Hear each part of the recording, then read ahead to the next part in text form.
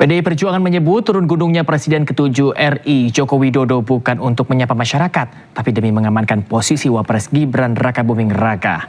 Projo langsung menanggapi, semua orang boleh beranggapan.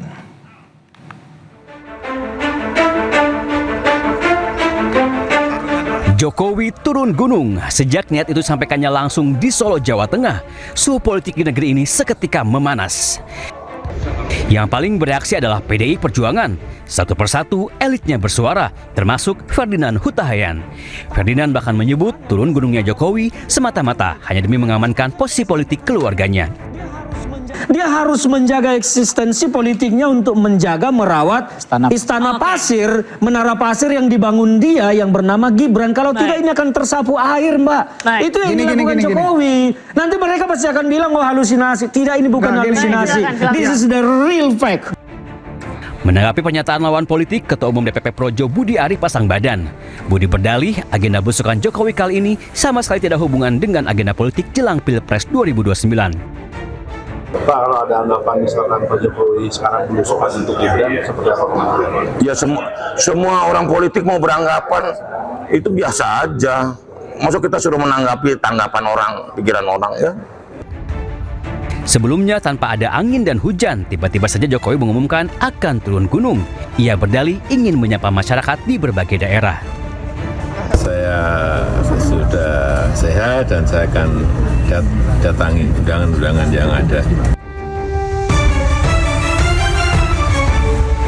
Dikenal sebagai mantan presiden dengan magnet politik yang kuat, tak heran jika banyak asumsi liar bergulir jika turun gunungnya Jokowi bukan hanya untuk menyapa masyarakat, namun ada udang di balik batu. Tim Liputan Ainus melaporkan. Sementara itu, momen akrab terjadi antara Presiden Prabowo Subianto dan Presiden kelima Megawati Soekarno Putri saat menghadiri upacara Hari Lahir Pancasila. Keduanya menunjukkan kemesraan politik dan kedekatan personal di hadapan publik.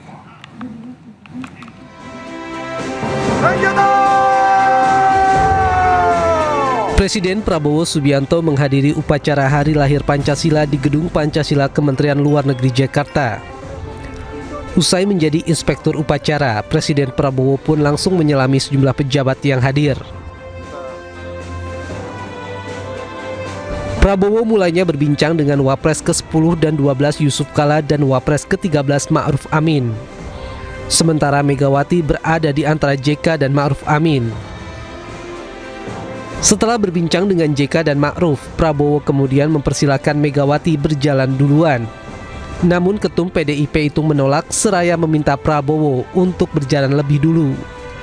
Keduanya sempat tak mau mengalah hingga kemudian Mega mengulurkan tangannya ke arah Prabowo. Prabowo pun menyambut uluran tangan Mega dan keduanya pun berjalan bersama.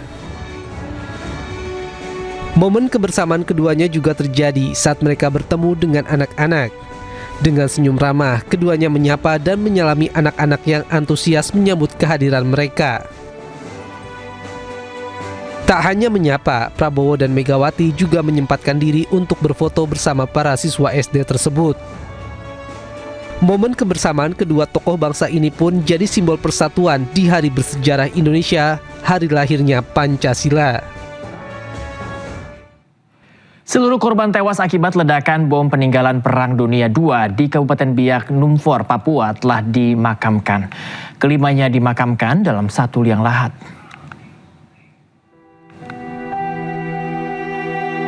Satu persatu peti jenazah korban ledakan bom dibawa ke pemakaman umum Inggiri, distrik Biak Kota, Biak Numfor.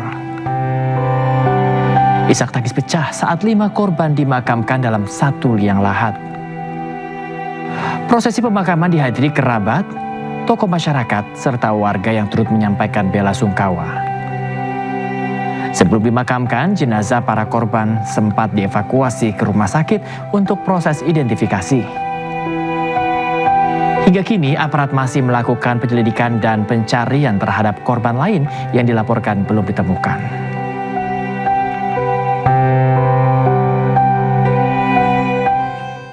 5 orang tewas dan 3 lainnya masih dalam pencarian akibat ledakan yang diduga berasal dari bom sisa Perang Dunia Kedua. Ledakan juga menyebabkan sejumlah rumah warga rusak.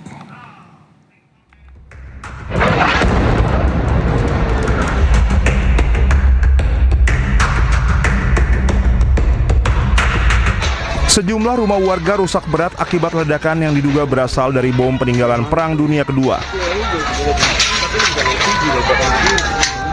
Petugas kepolisian melakukan sterilisasi TKP dan meminta warga tidak mendekat lokasi kejadian.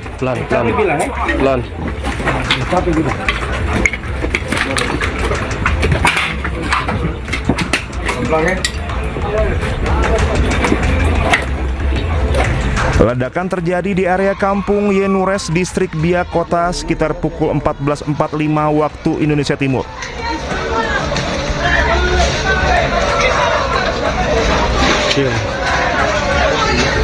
Getaran ledakan dilaporkan juga mengguncang kompleks perikanan Jalan Walter Monginsidi, Kelurahan Vandoi.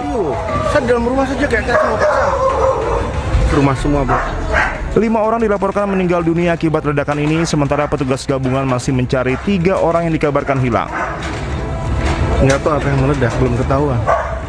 4 jenazah dievakuasi ke RSUD Biak, sementara 1 jenazah lainnya dibawa ke RSAL Biak. Komplek perikanan Jalan Walter Monginsidi, Kelurahan Vandoi, Distrik Biak Kota, Kabupaten Biak Numfor telah terjadi ledakan diduga dari bom peninggalan Perang Dunia Kedua. Akibat dari ledakan bom atau mortir tersebut mengakibatkan korban jiwa, sementara Polres Biak bekerja sama dengan instansi terkait dan tim gabungan melakukan pengamanan di lokasi sekaligus pencarian korban karena masih ada 3 korban yang belum ditemukan. Petugas kepolisian masih mengumpulkan keterangan saksi serta menunggu hasil penanganan tim teknis untuk memastikan jenis benda yang meledak, sumber ledakan, serta penyebab pasti peristiwa tersebut. Dari Kabupaten Biak, Papua, Chandri Suripati, iNews melaporkan. Travel Umroh Hanania Group menjadi tersangka kasus dugaan penipuan dan penggelapan biaya umroh. Ratusan calon jemaah umroh menjadi korban dengan kerugian lebih dari 12 miliar rupiah. Dari tadi ngomongnya muter-muter aja. Anda, pokoknya saya mau bikin laporan pribadi hari ini. Anda jangan kemana-mana. Saya udah dongkol, Mas. Ratusan calon jemaah umroh dan haji mendatangi sentra pelayanan kepolisian terpadu Polda Metro Jaya. Mereka ramai-ramai melaporkan pemilik Hanania Travel Ahmad Syahfarhan yang diduga melakukan penipuan dan penggelapan dana perjalanan umroh. Sebelum membuat laporan polisi, calon jemaah sempat mediasi dengan pihak agen. Namun pertemuan berlangsung alot dan tidak menemukan titik terang. Suasana sempat memanas di ruang SPKT Polda Metro Jaya saat jumlah korban mengepung pemilik travel yang berkantor di kawasan Setiabudi, Jakarta Selatan tersebut. Salah satu korban Ayo mengaku telah melunasi biaya umroh hampir 1 juta rupiah untuk 3 orang dengan jadwal keberangkatan pada 17 Juni nanti. Total kerugian ratusan korban diperkirakan mencapai lebih dari 12 miliar rupiah. Karena bagus, terus teman saya juga ada yang berangkat udah pernah, terus udah makanya saya tergiur. Itu ya, positifnya dia menyampaikan bahwa kondisinya memang dia akui dia salah, keuangan perusahaan lah yang memang menyebabkan ini kekacauan. Tapi memang kekacauan ini sebenarnya terjadi bahkan sudah terjadi di 2025. Usai diperiksa, pemilik travel umroh ditetapkan tersangka oleh Polda Metro Jaya. Tolong bayar. Dari Jakarta, Helmi Sejangbati, iNews melaporkan.